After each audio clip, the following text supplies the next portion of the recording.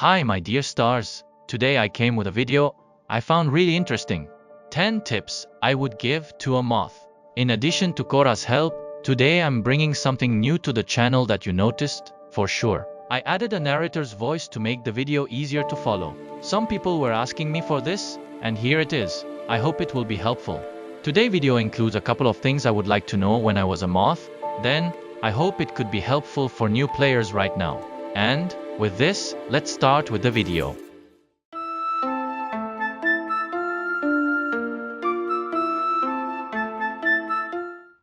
We all know that you moths mainly use the candle benches to chat with other players, and that's perfectly fine. The only problem is that these benches have a time limit, and when the candle runs out, you can't chat anymore. This is where many decide to use a candle to keep chatting, and that's a mistake. If the conversation goes on for too long, you'll end up using a lot of candles, and there are actually several ways to avoid using any. Sky, in fact, has some hidden spots on certain maps where you can chat without using a single candle, so you can chat there indefinitely. I'll probably make a video showing these places so you can visit them. Another way, and the best of all, is by saving up to buy items that allow you to chat without spending anything, such as tables or chairs for 2 to 4 players. Some are more expensive than others, but sometimes chat tables are included in events, so you can even get them with event tokens without spending candles or hearts. It's well worth getting them, believe me.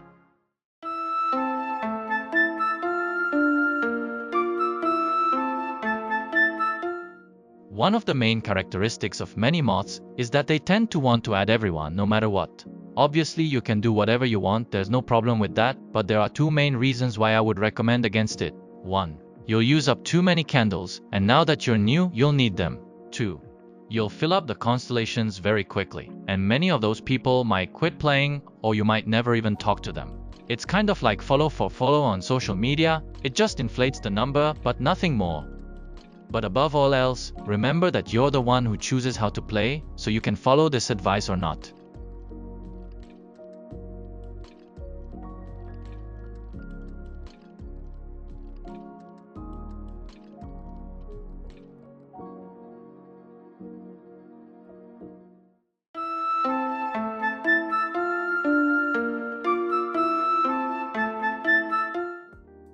Tired of running out of light so quickly? Don't worry, it's normal. We've all had the problem of having too few wings and not being able to fly very far when we first started playing. But don't worry, there's a solution.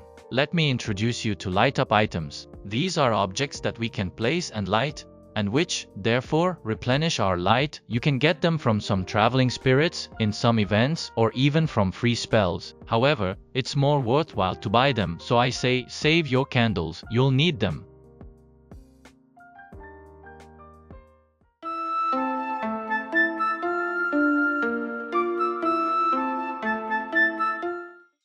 Earlier, the first mentioned that it's best to avoid adding everyone. But if you do find someone you've chatted with before and really want to add them, here's a tip for automatically unlocking the chat without spending a single candle. How does it work? It involves adding them using QR codes. These codes are generated in the settings, and I'll leave them displayed on screen. Don't worry, I'll make a video explaining it better in the future. This is a great way to add people and save candles at the same time. I know I keep saying that I'll explain certain things better in another video, because I think some things need more detail. As I make those videos, I'll add cards here so you can find them, since I didn't want to go into too much detail in this one as it's just a top list.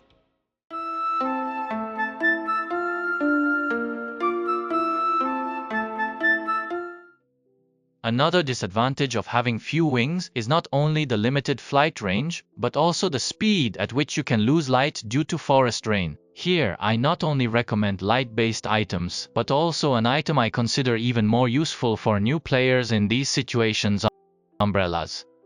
These items block the rain, preventing your light level from dropping. They aren't as useful for veterans, since we have many wings, but for new players, I find them indispensable for flying safely through the forest. The downside is that the most affordable umbrella is dropped by a traveling spirit, as the others are purchased through various events. However, in these same events, you can find free spells for these umbrellas, which you can use until the traveling spirit drops the blue umbrella.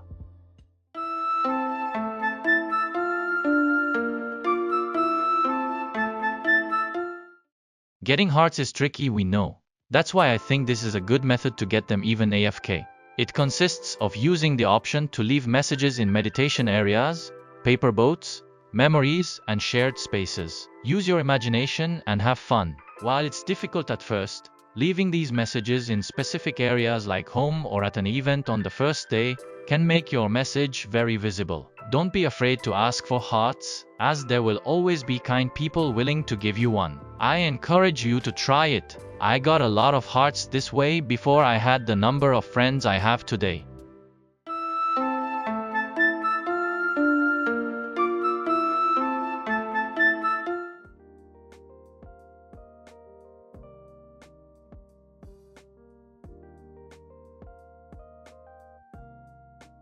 If this sounds familiar, you're probably one of those people who go to Eden every week to get ascended candles.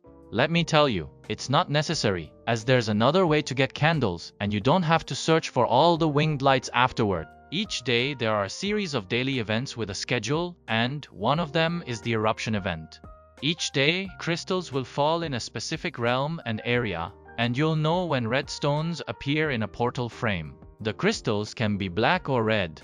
In this case, you'll be interested in the red ones, as they're the ones that give Eden candles by clearing the darkness around them. You don't need to learn when these eruptions happen, as there's a schedule online that I'll link in the description, which you can consult whenever you want. It tells you the time, the color, and the area where it will fall. It's really useful, and you can get quite a few candles just by doing this.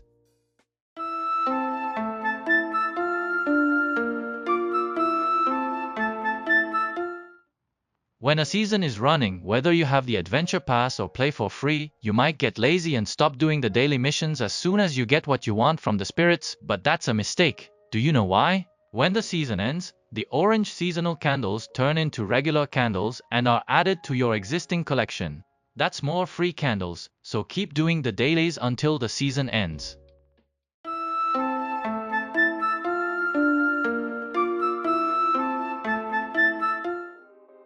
As with the previous point, you'll find spirit guides in certain areas of the map who will give you quests from current or past seasons.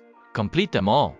They not only unlock areas and even winged lights, like in the Moomin season, but they're also more hearts to add to your collection. Do as many as you can on your own, otherwise, ask for help. There's always someone willing to lend a hand.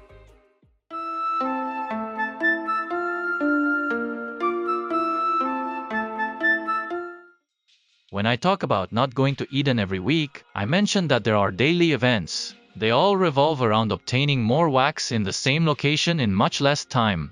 It's crucial that you always keep these events in mind. The large candles, called treasure candles, although some never move, I'll show them in another video, change maps each day, from plains to vault, without going through island. You'll know which map they're on by looking for 2 candles next to the frame of one of the portals. Other events include Grandma's Buns, Sunset at Sanctuary, the Polluted Geyser, and the Skater in Village of Dreams. Even the black crystal eruptions could be considered another event of this type. Just like with the eruptions, you don't need to memorize the exact times for each event.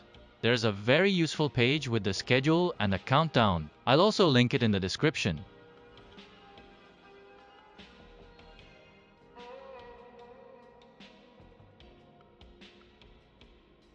And that's all for this video, my dear stars. Remember, if you enjoyed this video and found it helpful, please give it a like and subscribe. It would help me a lot. What did you think of the inclusion of the synthesized voice? Should I add subtitles to the videos manually, or are automatic subtitles sufficient? Any suggestions are welcome. This was my first attempt at using it, and I'll try to improve over time. Until the next video.